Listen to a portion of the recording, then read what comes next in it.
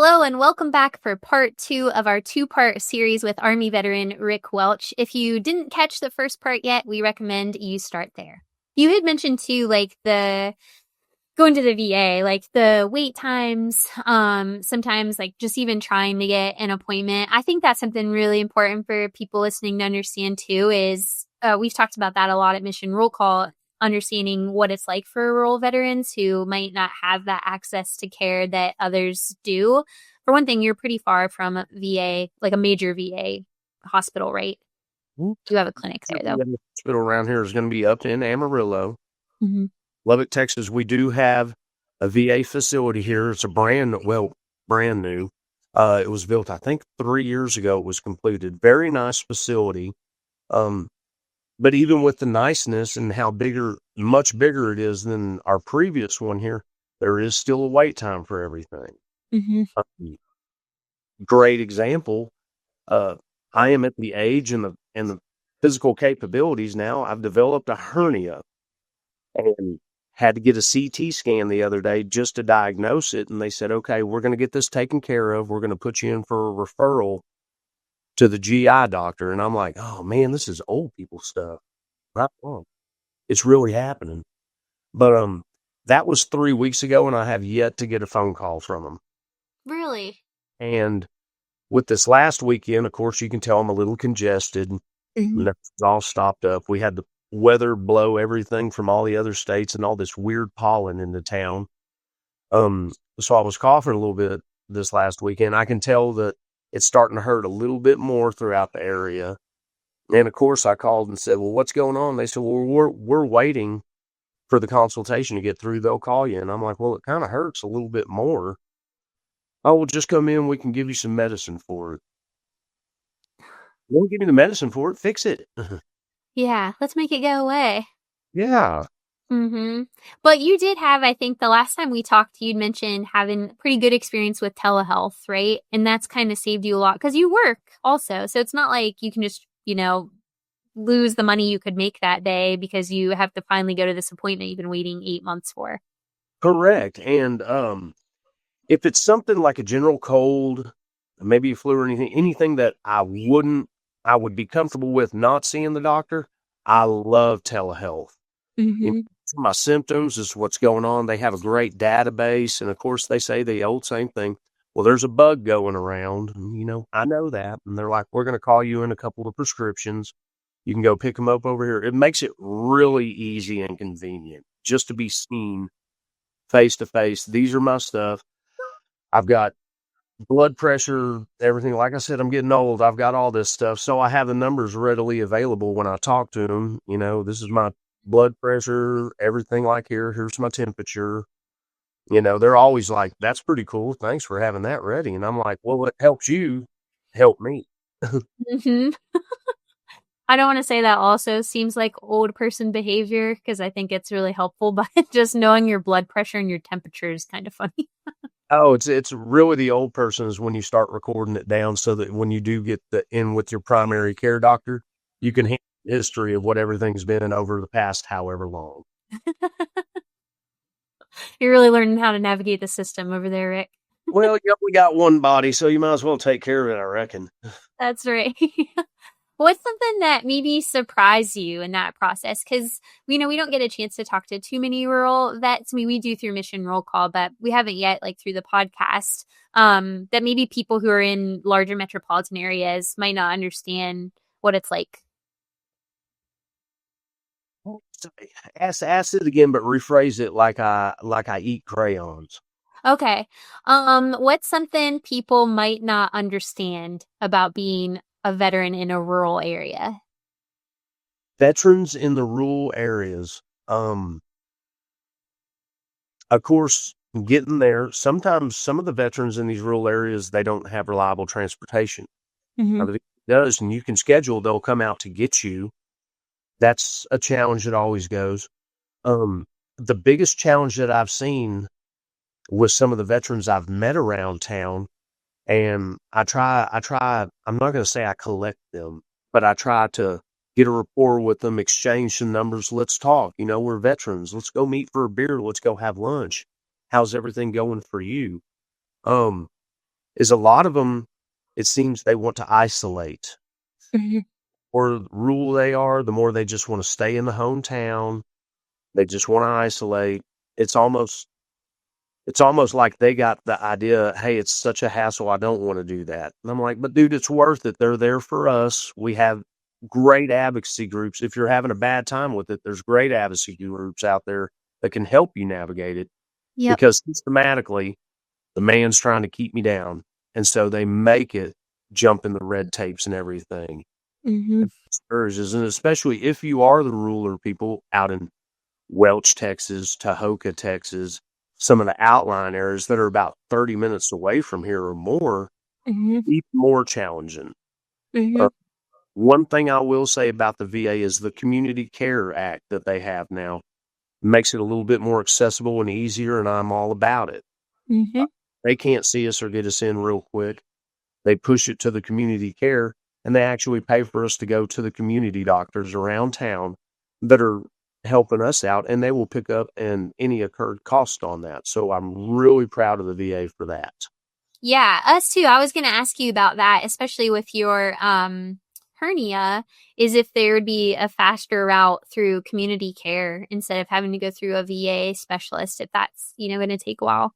I believe, and this is what the doctor at the VA told me, he said, if we put you in for a referral on anything, they're going to call you up and get you scheduled in here at the VA clinic. If it is over 45 days out, the magical words are, can you please refer me to the community care to get me in sooner? Mhm. That was said, but I haven't got a call yet. But like I said, I'm waiting on them. Yeah, it's coming. Can- It's the hurry up and wait thing, and the guys at work are really good about it. They're like, hey, no lifting, no bending, no doing any of that, Rick. How's that Oh, going? That's hard, huh? man, it's going fabulous. Mhm. Fabulous. I'm loving life. Have you had any other good experiences with the VA? Because I think that was something that really stood out the first time we talked is it's not all negative. And I like that, you've been able to say like, hey, I'm really proud that you saw there was this need and you extended community care to be able to address it. Is there, other than Willie Brown, anybody else you've encountered or experiences you've had that have been really positive? Here recently, about once, maybe twice a month, the VA center here is holding job fairs, and it's West Texas Amarillo VA healthcare systems. But they're holding job fairs, they're holding welcoming parties. They're really active in the community. And that's one of the things that facilitate veterans coming together, meet and greets. They're Hmm. sponsoring car shows out here, helping out with that. I really dig how I've seen more in the past 3 years, the VA getting involved with the communities and trying to, it seems they're trying to draw the veterans in. And I like that. I really like that. Hmm. For years, It's they had this stipulation that, oh, you don't want to go to the VA because it's hard to navigate. It's hard to do it. They don't care about you. They really are. Within the past 3 years, I've seen that they are turning themselves around and hmm. trying to bring the veteran in. Yeah, I agree with that. And I think, we talk all the time about there's about 18 million veterans in America right now, and about half of them are not affiliated with the VA or a veteran service organization. That's a huge group of people. And I think, I won't make you try to solve this for us, but I think what's hard is how do we reach veterans who are maybe a little more isolated, whether by choice or by location or whatever it is. If maybe it is some of these smaller groups, like you're saying, that word of mouth. If you're not affiliated with the VA, or sorry, with VA, VFW, even American Legion, maybe it's people like you who, with your group of other veterans, you're saying, hey, this resource really worked for me. Or I don't know if you guys have heard of telehealth, but we can do that to get in contact with our doctors. And I think you probably have a lot more power and influence than you guys even realize in your own groups. I've always felt now advertising is great, emailing's great, calling's great, but really the word of mouth and the human interaction face to face is really what'll sell anybody on it. Um, Hmm. Hanging out at a few places around town, I've met some younger veterans. They were enlisted after I got out and have since got out. And they're like, well, I don't know much about the VA. My dad always talk shit about the VA or, they don't like it. And I'm like, man, it's kind of there for us. And, go and give it a shot. And they're always like, well, I need to get over there, but I can't find the time. Mhm. There's an email, for VSO up there with the Texas Veterans Commission. She has an office in there. And really, like I said, advertising, anything that you can, the word of mouth coming from an individual right there saying, I've been right where you are, and this is where I'm at now. Call this person. They're trusted. They're going to help you. Mhm. Really gets it down to it. The outlying ones, anytime that we're in that area, and I say we're, whether it's a veteran, a family, or anything, just be nice to people, and you'll notice your veterans. You can see them. You see how they act and everything, and you make the small talk with them and build a rapport right there. And it's like, hey, man, we can get you in the system. It's going to take some time, but what's the worst they're going to do? Tell you no? At least now you're in the system. They may not rate you for disabled or a disability, but if you're sick and you don't have health insurance and you don't want to go to an urgent care clinic and you don't have any money, you can show up to the VA and they will treat you. They will Mhm. treat you and they will take care of you. Yes. And there's other benefits too. I think we all generally think of the VA for healthcare, but there's a lot of benefits available to veterans through the VA beyond healthcare. And sometimes it's just that knowledge and awareness of what's out there and what you've earned. Is one of the ones that I'm currently fixing to seek through them because of course, I'm old and I'm set into my career now. Um, as a Texas veteran that joined the Army in Texas and have discharged out, I qualify for a Hazelwood Act, which Oh, is college after scholarship. all my GI college is gone, the Hazelwood Act will pick up for this amount. I've recently learned, and I'm going through the VA, they have an officer up there that's helping me navigate this, is I am actually able to dispense that down to my children. Mhm. And they have just graduated with their associates, and they are going on to higher education to attain their bachelor's. So I'm very excited. It's not going to happen this semester, but in the next spring semester, they will be able to utilize, and that's going to help them with their college. That is awesome. Are you sure they're not just trying to go party like their dear old dad? When they turned 21 a couple of months ago, they said they wanted to go party, and they found out that they cannot party. And we didn't even get crazy. We just went over to their uncle, my brother's house. He's a fellow veteran, and it's a conditioning thing. It's a conditioning. These kids have never burned a bale of hay in the middle of somebody's field while laying there half alcohol poisoned while we lied to all of our parents, say we're staying at each other's house. you know, totally different conditioning, which I'm happy for. I'm like, hey, you're doing good. You can't skate over that story. You got to tell us more about your burned hay bales. You know,